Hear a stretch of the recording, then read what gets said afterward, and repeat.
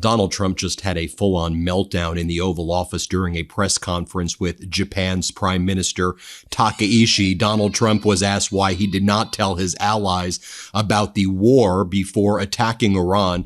And Donald Trump's like, you know a thing or two about surprises, Japan. Why didn't you tell me about Pearl Harbor? Now, Donald Trump is just ripping to shreds our alliances in real time. Watch how uncomfortable Prime Minister Takaichi is. Here, let's play this clip. People, of course, know Japan and US are very good friends, but one question, why didn't you tell US allies in Europe and Asia, like Japan, about the war before attacking Iran? So we are very confused about we Japanese citizens. Well, one thing, you don't want to signal too much. You know, when we go in, we went in very hard, and we didn't tell anybody about it because we wanted surprise. Who knows better about surprise than Japan? Okay? Why didn't you tell me about Pearl Harbor?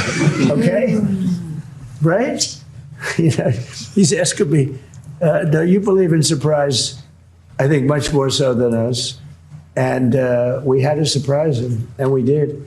And because of that surprise, we knocked out, the first 2 days, we probably knocked out 50% of what we, and much more than we anticipated doing. So if I go and tell everybody about it, there's no longer a surprise, right?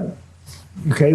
Next, Donald Trump talks about how NATO doesn't want to help us defend the Strait of Hormuz. He goes, but now they think I'm being nicer to them, so now they want to help, but I don't want their help anymore. We don't need the help of them. Here, play this clip. But we think of it, we don't use the Strait. We're defending the Strait for everybody else. And then in the case of NATO, they don't want to help us defend the Strait, and they're the ones that need it. But now they're getting much nicer because they're seeing my attitude. They're getting much nicer. But it's, as far as I'm concerned, it's too late. You know, UK wants to send aircraft carriers now. And I said, I want the aircraft carriers before the war. I don't want them after the war is won. They want to send me aircraft carriers after the war is. There's practically nobody to shoot at them. You know, their missile count is down, Pete. Maybe you could discuss it by about 90-something%. The drones are way down, and the factories are being demolished. Maybe. Yes, sir. Our missiles being shot are down over 90% since the beginning. One-way attack drones down 90% since the beginning, which is a reflection of overwhelming firepower. But you mentioned the most important part, Mr. President. Their defense industrial base. If you can't make more of it in the future, then you have a limited supply. And so we're going after all of their defense contractors that make all of their exquisite weapons and ensuring that even if they wanted to rebuild more launchers or more missiles, they couldn't in the future. And that's a level of devastation for their military that they've never seen before. So we have literally more from Donald Trump here. He says, we expect Japan that you must step up immediately right now because we have that kind of relationship. What are you doing, Japan? As our editor-in-chief, Ron Filipkowski, says, this moron continues to incinerate alliances that were built by far better people than him over the past 80 years. Let's play it. This looks like one of your people right here. Thank you. Is he good or bad? Good. Is he a good reporter or bad? Don't you know? So. Not a, all right, he looks like a nice guy. Go ahead. Mr. President, you just mentioned Japan is stepping up. What kind of support do you expect from Japan in the future? Look, I expect Japan to step up because, you know, we have that kind of relationship, and we step up for Japan. We have 45,000 soldiers in Japan. We have we spend a lot of money on Japan, so, and we've had that kind of a relationship. So I expect. I'm not surprised that they would step up. We don't need much. We don't need anything. I mean, honestly, we don't need anything from Japan or from anyone else. But I think it's appropriate that people step up. In the case of Japan, I hear they get more than 90% of their oil through the Strait. Yes. So that's a big reason to step up. I mean, we've demolished, that country is close to demolished. The only thing is the Strait. It's very hard. You could take two people and they could drop little bombs in the water and they're holding things up. We don't want that to happen. But honestly, Japan, China, Europe, parts of Europe, get a lot of their oil through the Strait. We get none, practically. We're less than 1%. We don't have to be any percent. We don't even, I think we do it just to be nice. But we, think of it, we don't use the Strait. We're defending the Strait for everybody else. And then in the case of NATO, they don't want to help us defend the Strait, and they're the ones that need it. But now they're getting much nicer because they're seeing my attitude. They're getting much nicer. But it's, as far as I'm concerned, it's too late.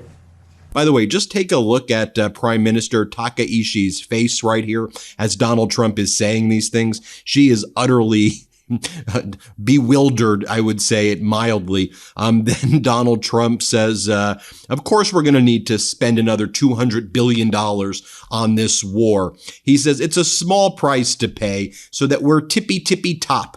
We want to be tippy top. Here, play this clip. Sophisticated rockets, every single one of them was shot down with our equipment, all our equipment. It's amazing, actually, how good it is. So we want to be sure, and it's a small price to pay to make sure that we stay tippy top.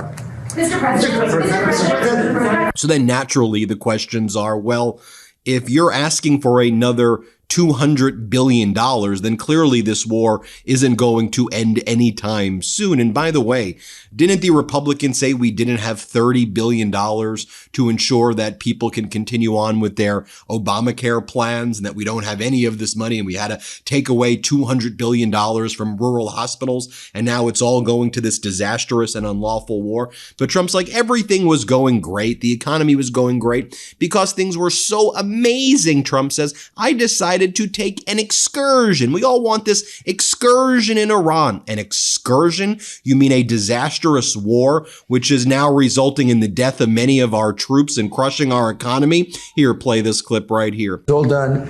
Everything was going great. The economy was great. Oil prices were very low. Gasoline was dropping to, I mean, we had $1.99, $1.85. We had great everything. And I saw what was happening in Iran, and I said, I hate to make this excursion, but we're going to have to do it. And I actually thought the numbers would be worse. I thought that it would go up more than it did. But we're doing this excursion, and when it's completed, we're going to have a much safer world. And the Prime Minister agrees with me on this. He considers it to be terrible what Iran did. I think every country does, just about every country does. Iran is a serious threat to the world, to the Middle East and to the world. And everybody agrees with me. I think virtually every country agrees with me on that. So I wanted to put out that fire. And I said, you know, if I do that, oil prices will go up, the economy will go down a little bit. I thought it would be worse, much worse, actually. I thought there was a chance it could be much worse. It's not bad, and it's going to be over with pretty soon. Then Donald Trump says we've demolished Iran. The only thing left is the Strait of Hormuz, which we know is false. We know that even today, Iran hit an American F-35. We know that Iran just struck the Haifa energy plant. We know that Iran struck the liquefied natural gas plant in Qatar the other day and Riyadh. I mean, Iran's capabilities have actually been improving and their ability to strike targets has actually been improving. But here's Donald Trump lying. You can hear him lie for yourself. Here, play this clip. The Strait. So that's a big reason to step up. I mean, we've demolished, that country is close to demolished. The only thing is the Strait. It's very hard. You could take two people and they could drop little bombs in the water and they're holding things up. We don't want that to happen. Then Donald Trump passes when asked another question on the Strait of Hormuz. Let's play this clip. To $4 billion. Mr. President, on the Strait of Hormuz. Thank you. Please. Mr. President, you just mentioned Japan. Well, what about you coordinating all of these attacks with Netanyahu, Donald? Have you talked to Netanyahu about attacking the oil and gas fields? And Donald Trump, I did, and we won't do that. We all know that Donald Trump coordinated the South Pars attack in Iran with Netanyahu. We can play this clip right here. I don't blame him. Thank you, Mr. President. Have you talked to Prime Minister Netanyahu about attacking the oil and gas fields? Yeah, I did. I told him don't do that, and he won't do that. We didn't discuss. You know, we do. We're independent. We get along great. It's coordinated, but on occasion he'll do something, and if I don't like it, and so we're not doing that anymore. And the last one, if I could, Next, Donald Trump is asked about Jerome Powell, and Donald Trump starts saying that Jerome Powell is under investigation because he's building the Federal Reserve building, and it's too expensive for Donald Trump. It's too wasteful, he says. Here, play this clip. And the last one, if I could, the Fed chairman told me yesterday that he plans to stay until a new Fed chairman is confirmed, and he also plans to stay on the board until the investigation of the Federal Reserve is done. Well, he's under investigation because he's building a building for hundreds of billions of dollars more than it's supposed to cost. The building you see over there is under budget and ahead of schedule. That's the ballroom. The ballroom is a much bigger building. It's a much more complex building than what he's doing, and it's at a fraction of the cost. Something is going on, whether it's contractors. That's what I do best in the world. I build great buildings. I've always done it, and I build them under budget and ahead of schedule. They could have $4 billion. This is a renovation job. Another question is asked, which is, if the war is almost over, so then why are you spending $200 billion? A reporter asks a similar question, and Trump's like, we want to have vast amounts of ammunition, which we have right now, but it's being taken down by Ukraine. So he finds a way to attack Ukraine here. How despicable is that? Let's play this clip. If the war is almost over, why is the Pentagon going to ask Congress for an additional $200 billion? Well, we're asking for a lot of reasons beyond even what we're talking about in Iran. This is a very volatile world, and the military equipment, some of this weaponry is unthinkable. You don't even want to know about it. Oh, you could end this thing in 2 seconds if you wanted to, but we are being very judicious. But we want to do. Don't forget, Biden gave away. I rebuilt the military in my first term. Biden gave away so stupidly to Afghanistan a lot. He didn't want to move it. He was too lazy, too stupid to move it. But it was a very small amount. It was a lot, but it was very small relative to what I purchased and what I built. We want to have vast amounts of ammunition, which we have right now. We have a lot of ammunition, but it was taken down by giving so much to Ukraine. Then Donald Trump says, we can take out the island anytime we want. I call it the island that sits there totally unprotected. What the hell are you saying? Play this clip. We can take out the island if anytime we want. I call it the little oil island that sits there, so totally unprotected. We've taken out everything but the pipes.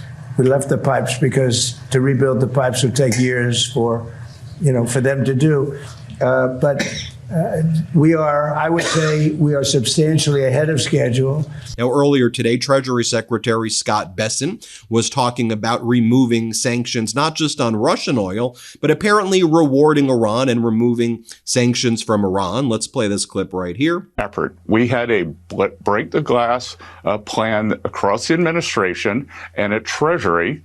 We unsanctioned Russian oil. We knew that there were about 130 million barrels on the water, and we created supply that is beyond the Straits of Hormuz. So we anticipated this. We knew that there could be a temporary, and I want to emphasize temporary, choke point there. And there was 130 million barrels of floating storage. In the coming days, we may unsanction the Iranian oil that's on the water. It's about 140 million barrels. So depending on how you count it, that's 10 days to 2 weeks of supply that the Iranians had been pushing out. That would have all gone to China. In essence, we will be using the Iranian barrels against the Iranians to keep the price down for the next 10 or 14 days as we continue this campaign. We then heard from Pete Hegseth earlier in the day as well, where Hegseth talked about we need $200 billion to kill the bad guys. Yeah, to kill the bad guys. How despicable is this guy? Here, play this clip. Both what happened with Midnight Hammer and what happened with that as well. As far as $200 billion, I think that number could move, obviously. It takes money to kill bad guys. So we're going back to Congress and our folks there to ensure that we're properly funded for what's been done, for what we may have to do in the future. ensure that our ammunition everything's refilled, and not just refilled, but above and beyond. I mean, President Trump, as he said, rebuilt the military in his first term, didn't think he'd use it as dynamically in his second, but he had. So thank goodness he did that. And an investment like this is meant to say, hey, we'll replace anything that was spent. And now that we're reviving our defense industrial base and rebuilding the arsenal of freedom and cutting deals like our great deputy secretaries here is doing. And then, as the Tennessee Holler says, so which country is the extremist theocracy again? Because throughout Pete Hegseth's entire press conference that was right before Donald Trump's press conference, Hegseth was like, may the almighty God continue to bless us in this war. May Jesus Christ and the churches support. I mean, it's like, just like, listen to this guy. Dude, what are you doing? Stop invoking religion right now as you engage in this disastrous war. Frankly, whether you're religious or not, this administration is the most hateful and despicable regime, which any religion, it would violate its basic precepts.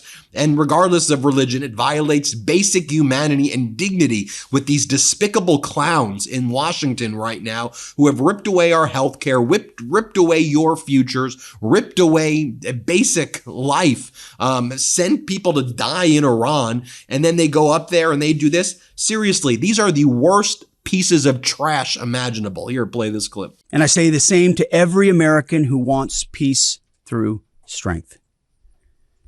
May Almighty God continue to bless our troops in this fight.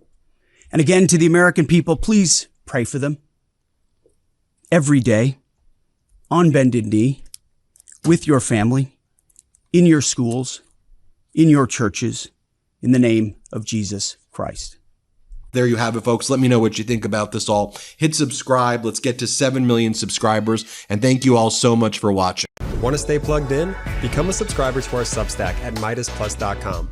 You'll get daily recaps from Ron Filipkowski, ad-free episodes of our podcast, and more exclusive content only available at MeidasPlus.com.